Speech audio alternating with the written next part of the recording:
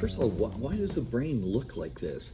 You know, something like the heart, you can really look inside and you can see structure, you can see valves, you can see the thickness of the muscles of the walls of the different chambers, and you can kind of get a sense as to how it works. But when you look at the brain, now this is of course a model of the brain made out of plastic, it's pretty nondescript. It's, what is it? So let's talk and demystify what the brain is. So when I start looking at the brain, first of all, you'll notice that we have all these folds. We have these raised area, which are gyri, and these little valleys, which are sulci. And what's that trying to do? That's trying to increase the surface area. Because when I start to look at the brain, of course, it is a collection of neurons, and there's a whole bunch of other support cells that help the neurons do their job. And the real sort of structure of the brain is on the outside. I have a super thin layer all around here of what we're going to call gray matter. Now, what's gray matter? Gray matter are sort of the parts of the neurons that don't have this coat called myelin on it. And it's really this gray matter that does the processing work. And different regions of the brain are going to take on different tasks as to what they're going to process. And often a given task will require a number of parts of the brain to talk to each other. And that sort of leads to the structure. So let me kind of take part off here. And if we start to look, as we sort of section part of the brain, you'll see the colored areas. That's the gray matter. So that's the processing bit. And then, so the whole outside of the brain is gray matter. But as we go deeper inside, we have what we call white matter, and these are tracks. And what are tracks? Tracks are axons, and many of them are myelinated, and their job is to carry information from here to there. And so much of the brain inside is white matter. It's basically a transportation highway. Now, where's it taking information? Well, as I said, often when we're dealing with the brain, different parts have to talk to each other. So there are certain major tracks that take information within a hemisphere, because the brain has two hemispheres. It has two hemispheres separated by this big valley right here. Now, some of the tracks, as I said, will carry information within a hemisphere. There's a group of tracks that carry information from one hemisphere to the next. And that it would be structures such as here, the corpus callosum. So that's white matter tracks. And of course, a lot of information has to go down to the body to control things such as muscles and glands.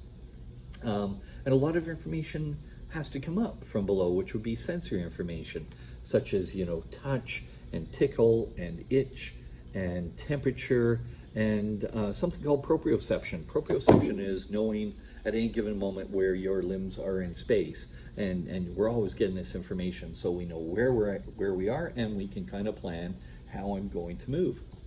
So there's a lot of things happening.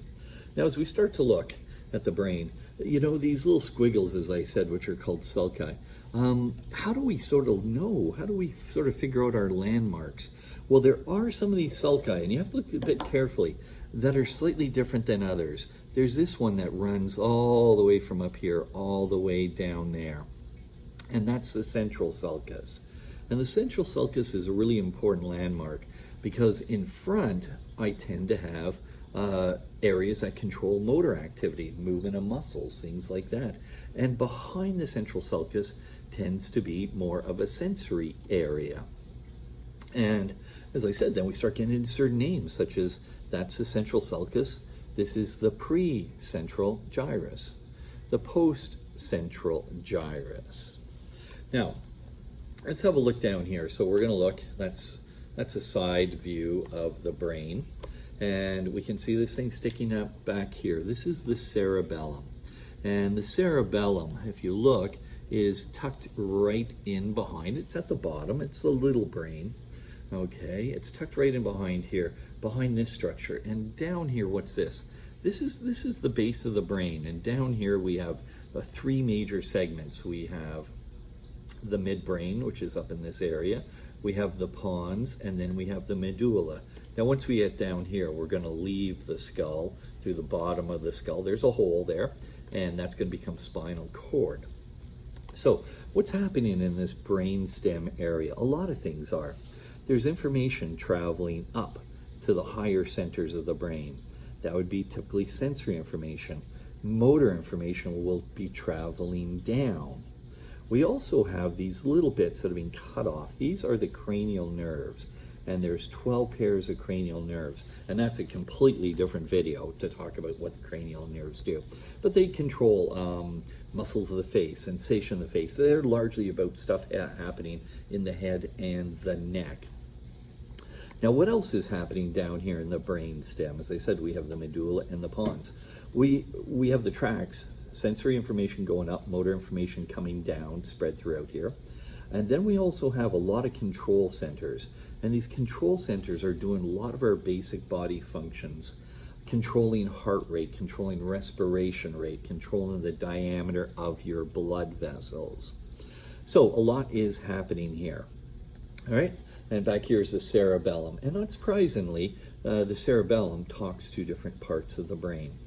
Okay, what else do we have? Well, if we were to go deep into the brain, as I said, the basic game plan is gray matter on the outside, white matter highways that carry information, front, back, side, up and down. But then buried within the brain, we have a number of what we're going to call nuclei. Now, nuclei are collections of cell bodies of neurons. And remember, that's where I do processing. And many of these nuclei are going to be involved in things such as controlling motion, things like the basal nuclei. And once again, that's beyond this little intro, welcome to your brain video. And we'll put together one on that. So if this has been of interest, please feel free to give it a like, hit the subscribe button, and we'll keep making some more videos so you can help hopefully understand parts of the body. All right, thanks.